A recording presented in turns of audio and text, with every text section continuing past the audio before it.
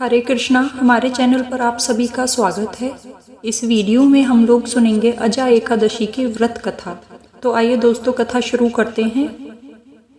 पौराणिक काल में भगवान श्री राम के वंश में अयोध्या नगरी में एक चक्रवर्ती राजा हरिश्चंद्र नाम के राजा हुए थे। राजा अपनी सत्यनिष्ठा और ईमानदारी के लिए प्रसिद्ध थे। एक बार देवताओं ने इनकी परीक्षा लेने की योजना बनाई। राजा ने स्वप्न में देखा कि ऋषि विश्वामित्र को उन्होंने अपना राजपाट दान कर दिया है।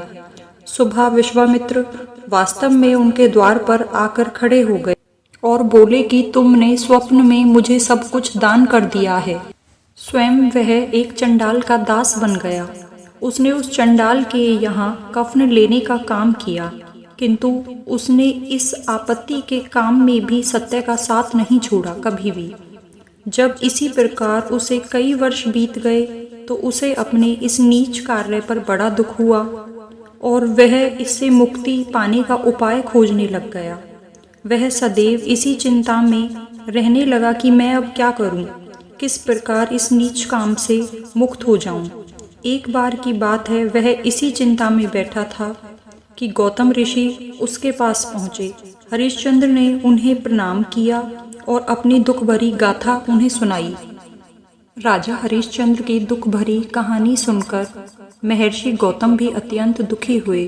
उन्होंने राजा से कहा, हे राजन, भादो माह के कृष्ण पक्ष की एकादशी का नाम अजा है। तुम उस एकादशी का विधि पूर्वक व्रत करो तथा रात्रि को जागरण करो, इससे तुम्हारे सभी पाप नष्ट हो जाएंगे। महर्षि गौतम इतना कहकर आलोप हो गए। अजा नाम की एकादशी आने पर राजा हरिश्चंद्र ने महर्षि के कहने अनुसार विधि विधान पूर्वक उपवास तथा रात्रि जागरण किया।